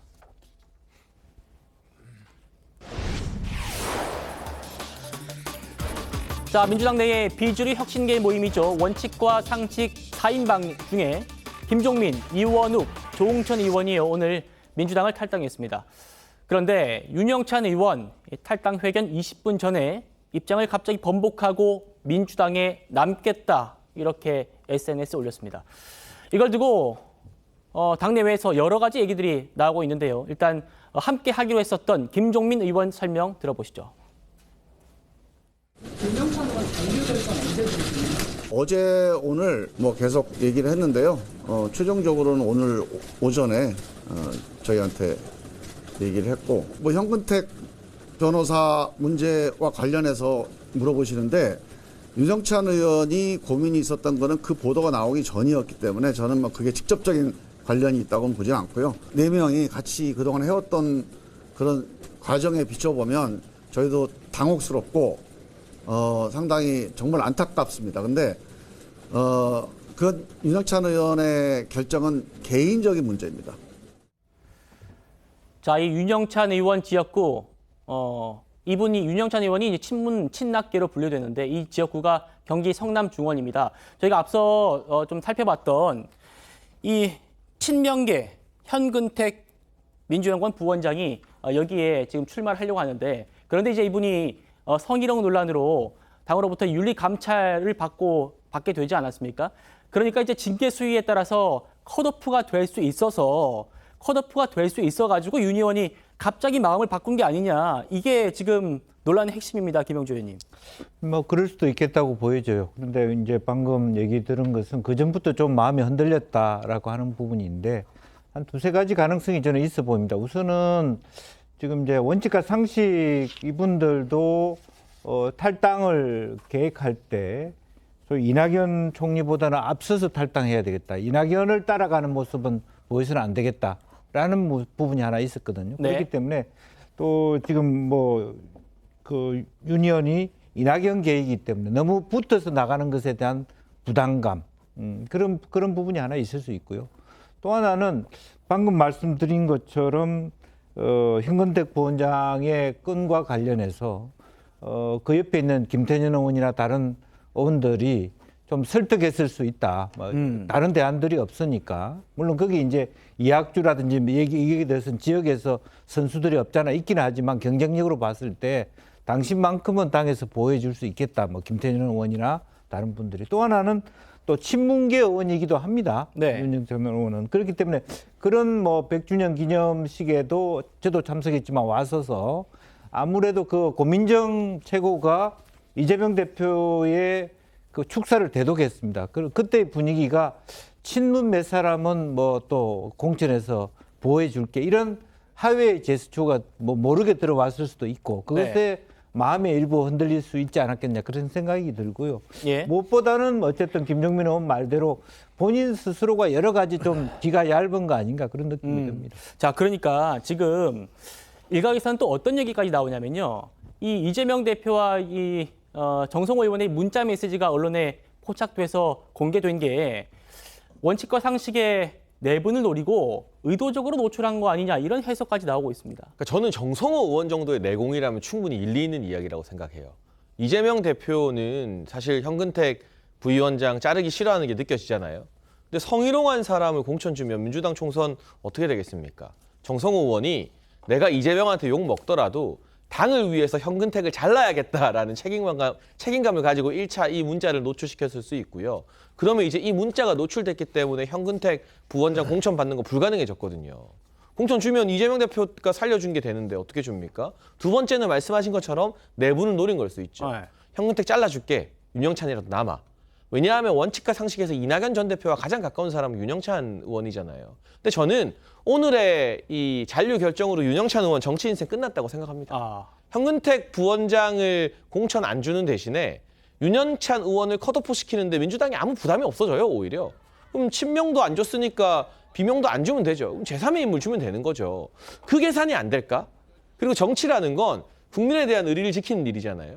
그런데 내 주변 사람, 그리고 나를 이끌어준 사람에 대한 기본적인 의리를 안 지키는 사람이 국민에 대한 의리를 어떻게 지킵니까? 윤영찬 의원 어떻게 국회의원 됐습니까? 이낙연 전 대표 동아일보 직속 후배, 이게 제일 큰 거잖아요. 그런데 현근택 날라가겠다. 이제 좀 계산기 두드려보니까 나 공천 주려나? 이렇게 얕게 움직이는 사람에 대해서는 국민과 지역 주민이 신뢰하고 표를 줄 수가 없습니다. 제가 단언하건대 윤영찬 의원은 오늘로서 사실상 정치 생명이 끝난 겁니다. 예, 정 변호사님.